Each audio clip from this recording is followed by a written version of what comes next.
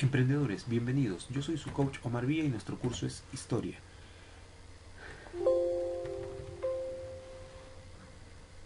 Emprendedores, bienvenidos. Yo soy su coach Omar Villa.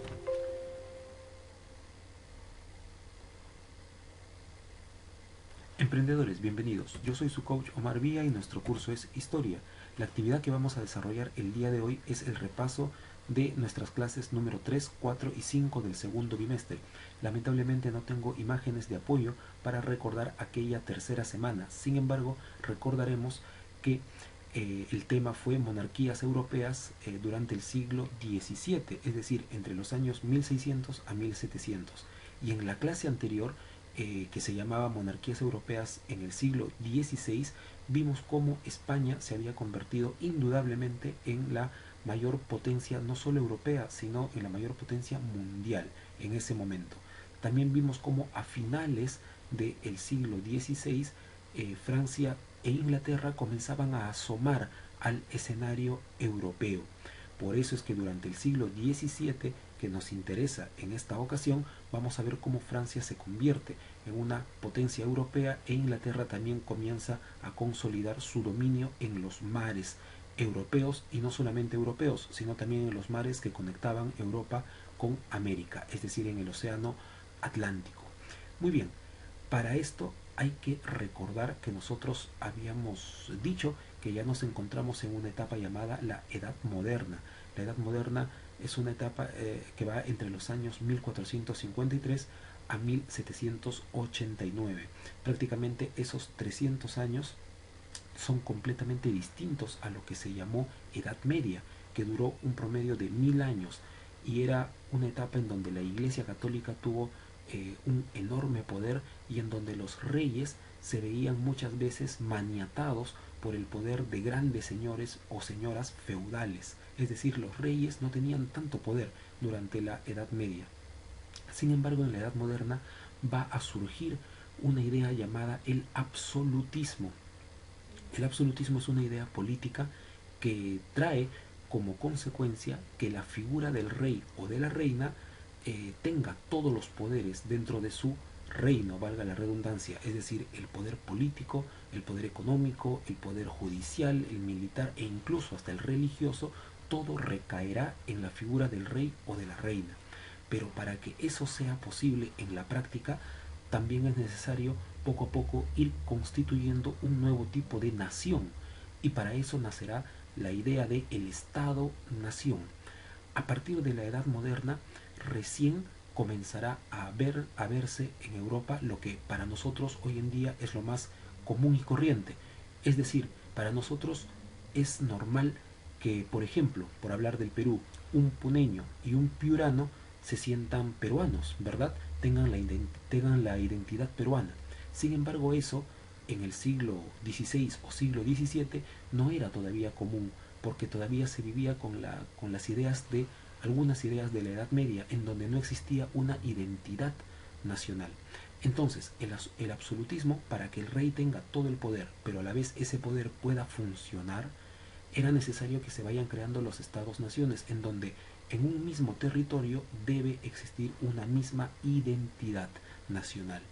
Sobre esa identidad nacional, entonces el rey comenzará a crear poderes nacionales, como por ejemplo una sola moneda para todo tu reino, un solo ejército para todo tu reino, por ejemplo un cuerpo diplomático que represente a tu reino o a tu país en el extranjero. Todo lo que hoy nos parece normal, sin embargo, estamos en una etapa que recién se está formando. Muy bien, ahora pasemos a hablar de los dos reinos que ocuparon nuestra atención en aquella tercera clase. El primer reino fue el reino de Francia. Habíamos visto sobre todo a dos de sus gobernantes que prácticamente van a llenar todo el siglo XVII. Primero fue Luis XIII, con su mano derecha, con su asesor, el cardenal de Richelieu, que gobernará Francia y en base a medidas bastante radicales para su momento, llevará a Francia a la categoría de una potencia europea. Luego vendrá su hijo, Luis XIV, que se autodenominará como el Estado soy yo, es decir, Francia soy yo. Con eso estaba diciendo a todos sus súbditos que él tenía la potestad, él tenía la capacidad de hacer lo que quisiera. Obviamente el reto para estos reyes no era hacer o no hacer lo que quisieran. Claro que lo podían hacer. El reto era que lo que hagan, lo hagan bien. Francia venía de un siglo muy convulsionado durante el siglo XVI. Francia venía de un siglo eh, eh, en donde se había desangrado debido a guerras por religión entre protestantes y católicos. Tanto católicos como protestantes son cristianos, pero son dos ritos diferentes. Los protestantes no hacen caso al Papa de Roma, mientras que los católicos sí. Entonces Francia se había desangrado durante todo el siglo XVI y ahora durante el siglo XVII, gracias al edicto de Nantes, firmado en 1598, comenzará a haber libertad religiosa en Francia. Durante esta época de paz es que va a gobernar Luis XIII con los consejos del cardenal de Richelieu. Y el cardenal de Richelieu le va a dar 4 consejos, de los cuales, como podremos ver, por más que era cardenal, sin embargo los consejos no eran necesariamente de pacifismo. El primer consejo era precisamente luchar contra los protestantes, pero ojo, no contra los protestantes, no contra su fe, no contra sus ritos, sino contra los partidos políticos que tenían el apoyo de los protestantes. Es decir, el cardenal Richelieu le decía que diera una imagen política a la lucha y no una imagen religiosa, porque si no iba a quedar muy mal, porque el rey anterior a Luis XIII había firmado ese edicto en donde permitía la libertad religiosa. Sin embargo, lo que no iba a permitir ni el cardenal de Richelieu ni el rey es que surjan partidos políticos que quieran comenzar a ganar mayores derechos y que incluso pidan que Francia ya no tenga un rey en base al apoyo de los protestantes. Entonces, primer consejo, lucha contra los protestantes, pero a través de los partidos políticos. La recomendación número 2 fue eh, ingresar a la guerra de los 30 años que se estaba desarrollando en territorio alemán, para que más bien en Alemania ahí sí apoye a los protestantes, curiosamente. ¿Para qué el rey francés apoyaría a los protestantes alemanes? Porque los protestantes alemanes no querían una Alemania unificada, no querían que Alemania se convierta en un solo país. Y obviamente si Alemania es tu vecino, pues no la vas a querer fuerte, no la vas a querer desarrollada, sino que por el contrario la vas a querer dividida. Por eso es que Luis XIII va a combatir a los protestantes dentro de su país, pero va a apoyar a los protestantes alemanes en la guerra de los 30 años. Por otra parte, el cardenal de Richelieu también le va a aconsejar a Luis XIII que fomente la cultura, es decir, que apoye el teatro, que apoye la literatura, que apoye los avances tecnológicos, que apoye los avances científicos de ese momento. Muy bien, todas estas medidas conllevan a que Francia eh, avance durante el siglo XVII y se vaya convirtiendo en una potencia no solamente política, sino también económica dentro del continente europeo. Luego llega Luis XIV, como ya hemos dicho, él va a demostrar con jactancia y con total honestidad y sinceridad brutal que él merece tener todo el poder. Incluso mandará construir el castillo de Versalles, que es una construcción enorme, incluso para hoy. Ya nos podremos imaginar cómo era el castillo de Versalles en el siglo XVII. Era una construcción fastuosa, era una construcción por sobre todo que obviamente mandaba un mensaje a todos los reyes de Europa y posiblemente a todo el mundo, diciendo que el poder más magnífico sobre la tierra estaba precisamente en Francia. La característica del gobierno de Luis XIV es que va a borrar justamente el edicto de Nantes, en donde se permitía la libertad religiosa. Luis XIV va a volver a hacer de Francia un país enteramente católico, y a partir de ahí comenzará a perseguir a los famosos hugonotes, que eran los protestantes franceses. Muchos de estos protestantes franceses vendrán hacia América huyendo del gobierno de Luis XIV. Muy bien, una vez que sucedía esto en Francia, a la vez en Inglaterra se estaba dando un proceso diferente. Inglaterra estaba empezando a sumergirse en crisis políticas. Sin embargo, por más que la política inglesa cada día se alteraba más a tal punto que uno de sus reyes va a perder la cabeza debido a la revolución de un señor llamado Oliver Cromwell, que va a instaurar una dictadura, sin embargo, la parte económica de Inglaterra no se va a ver perjudicada, porque ya sea que Inglaterra tenga un rey o tenga un dictador o vuelvan los reyes durante el siglo XVII, sin embargo, todos esos gobernantes, por más distintos que hayan sido, siempre van a apoyar a los navegantes ingleses, es decir, a los comerciantes navieros, a aquellos que llevan y traen productos a través del mar. Esto hará que Inglaterra, por más que esté sumergida en un caos político, sin embargo, logre terminar el siglo XVII fomentando y repotenciando su capacidad económica. Por eso es que durante el siglo XVIII ya no habrá duda que Inglaterra comienza a crecer como potencia mundial, a tal punto que en más de una ocasión intenta plantarle cara directamente a España, que venía de ser la potencia mundial del siglo anterior. Muy bien, chicos, entonces, llegados a este punto, ahora sí empecemos a hablar de lo que era la cuarta clase, que se llamó las revoluciones industriales. Muy bien, empecemos entonces explicando que cuando hablamos de revolución industrial hacemos referencia a un proceso de transformación tecnológica, pero siempre impulsada por una fuente de energía. Vamos a hablar de estas fuentes de energías dentro de unos segundos. El industrialismo es un proceso por el cual la sociedad, el tipo de vida en la sociedad cambia y deja de estar dependiente de la tierra, de la agricultura y del intercambio de productos, o sea, del comercio, para convertirse en una sociedad mecanizada en donde la fuerza de la máquina manejada por el hombre va a alterar el modo de vida, ya que la producción comenzará a tener no solamente más rapidez, sino comenzará a ser a mayor escala.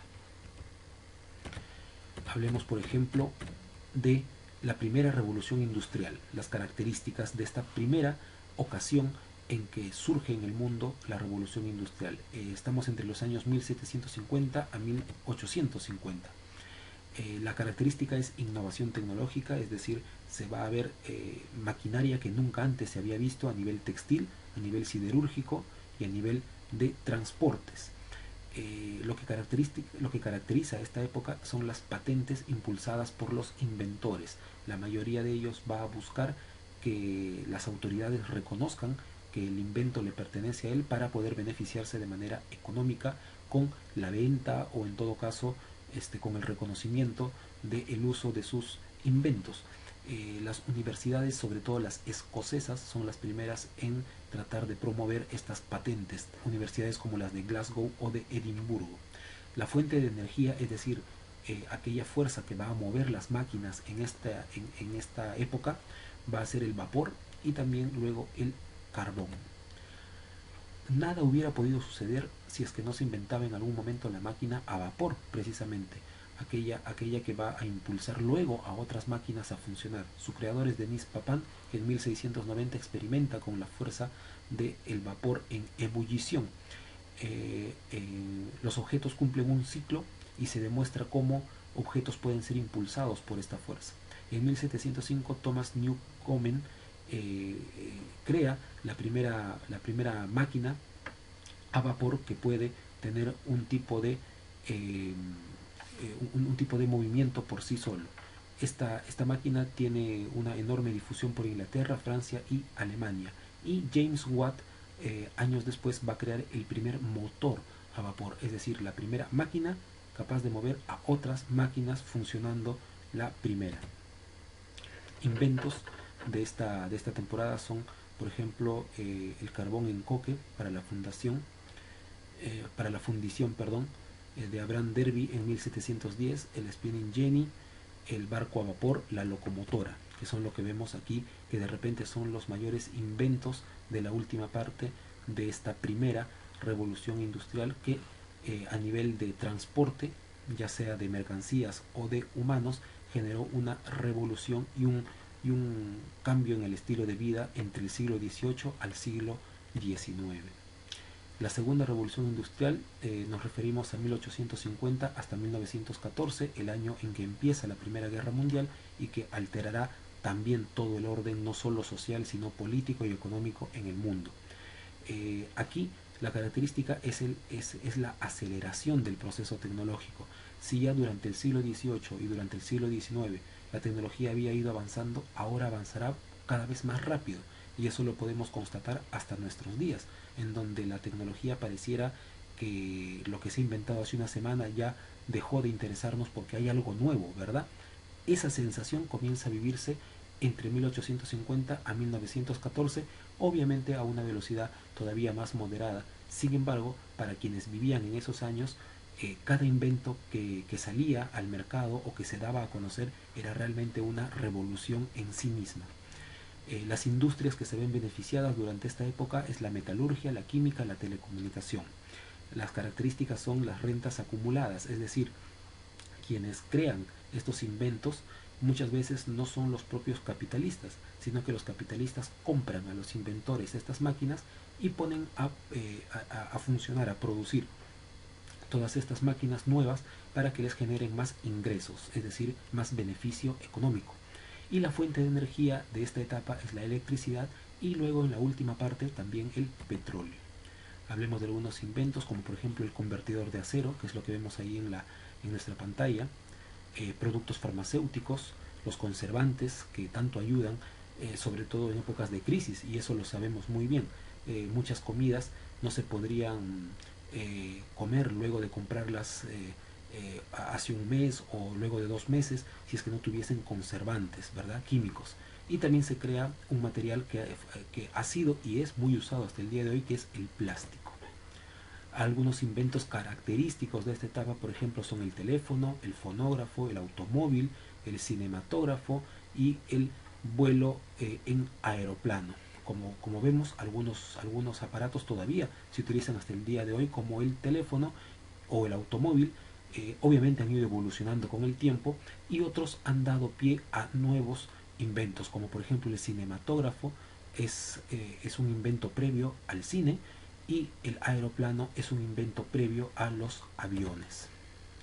Con esta concentración de poder económico, el capitalismo, este sistema económico basado en que tiene el poder quien tiene el dinero, comienza también a tener sus propias características. Por ejemplo, durante 1850 a 1900 se comienza a observar un auge de las empresas más poderosas, es decir, a medida que vas teniendo más dinero, las empresas se van haciendo cada día más grandes, incluso se llega a ver que algunas rebasan su propia capacidad y tienen que buscar nuevos mercados. Es decir, nacen lo que hoy se denomina las empresas transnacionales.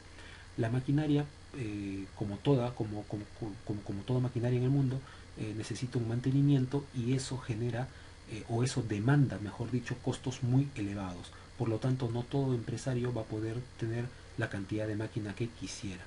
Y por último,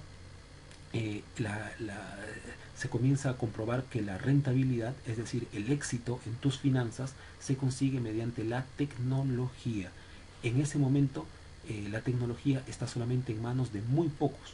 Pasado el tiempo, podemos decir que la tecnología el día de hoy es un poco más accesible. Sin embargo, la tecnología sigue todavía teniendo mucho valor económico, sobre todo cuando es sumamente nueva, cuando recién se ha descubierto.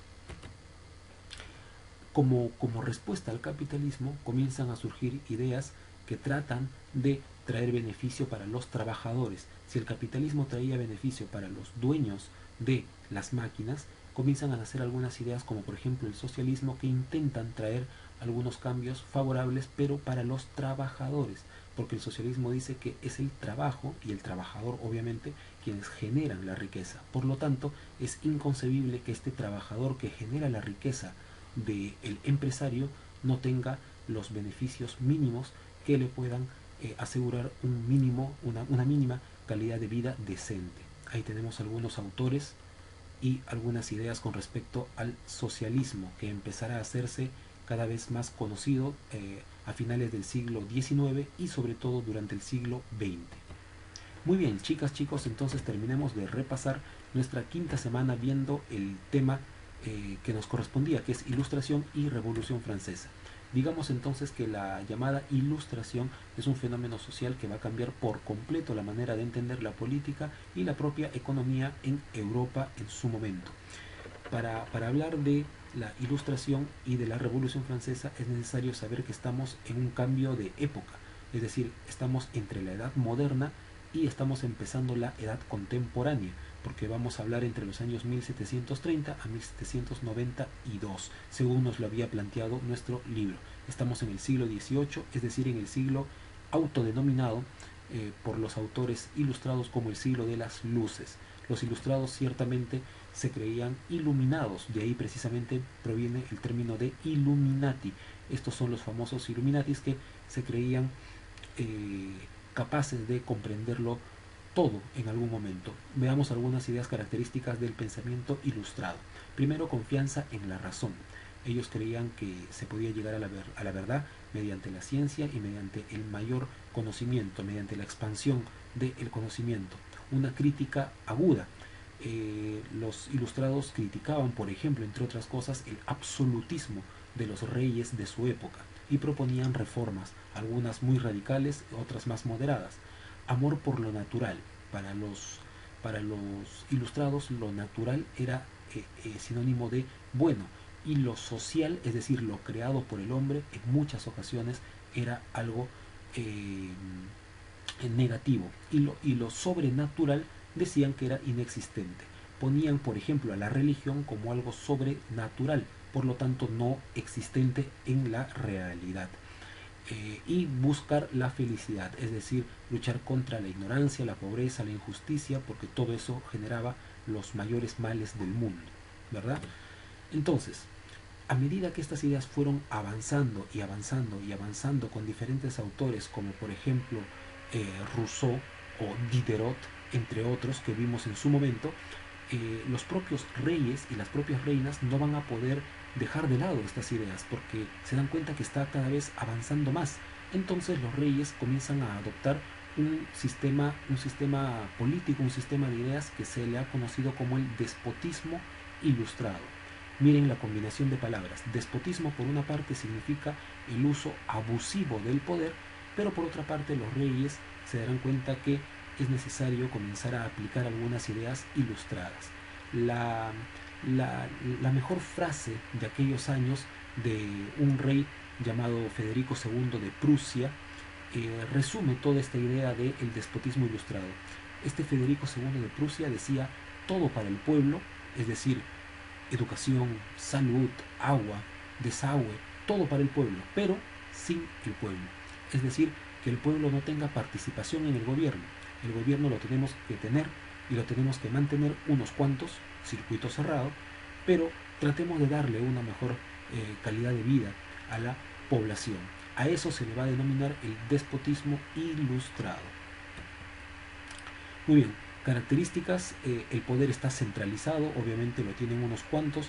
Si es un rey, es un rey; si es una reina, bueno, una reina o un emperador.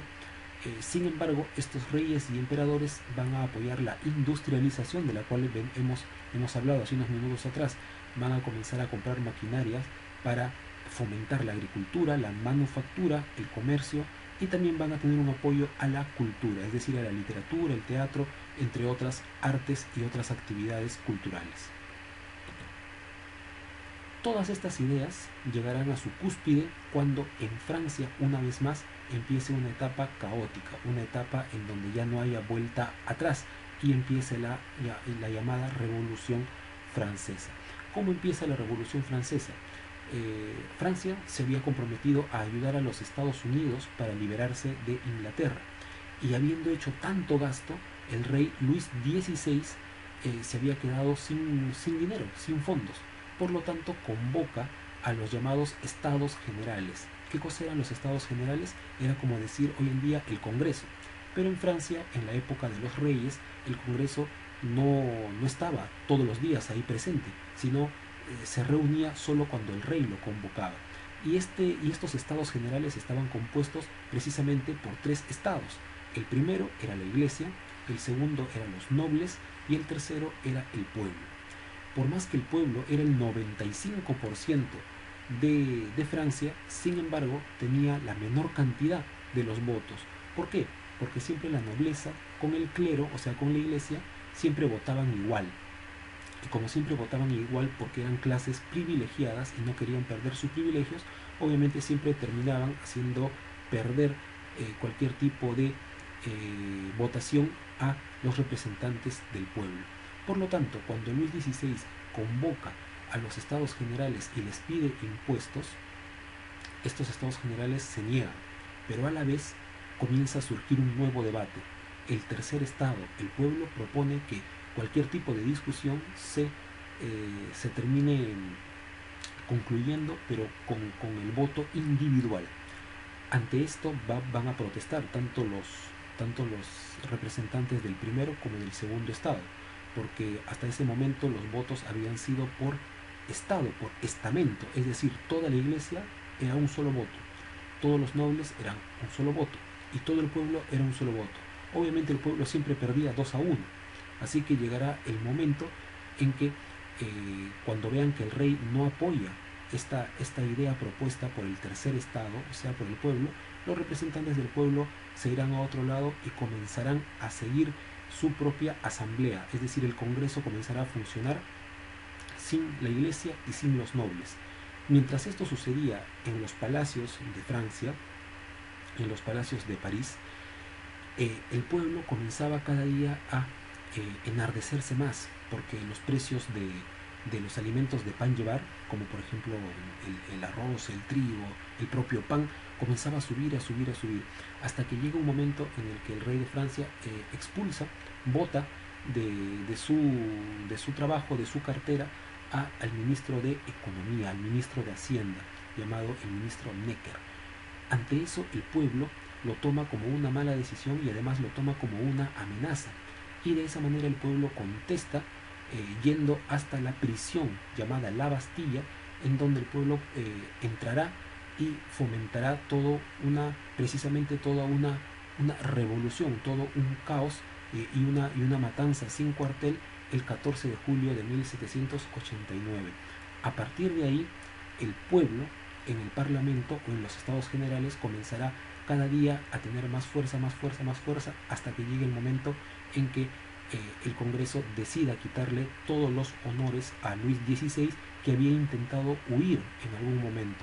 Entonces, cuando es apresado y lo traen nuevamente a París, Luis XVI deja de ser oficialmente el rey de Francia y, aunque nuestro libro todavía no nos lo había contado, Luis XVI, cuando ya no sea el rey de Francia, incluso llegará a perder la cabeza mediante la guillotina. ¿Por qué? Porque mientras Luis XVI se siga manteniendo vivo, era una amenaza, no ya él, sino los reinos de Europa que intentaban invadir Francia para restaurar la monarquía, para volver a traer al rey a su trono. Así que de esta manera la Revolución Francesa cada día se va poniendo más beligerante, cada día se va poniendo más caótica. Francia pasará por una etapa de terror, luego vendrá una etapa de calma y luego vendrá una etapa en donde surgirá surgirá un personaje que intentará poner o restaurar el orden, que se llamará Napoleón Bonaparte, y Francia se convertirá en un imperio.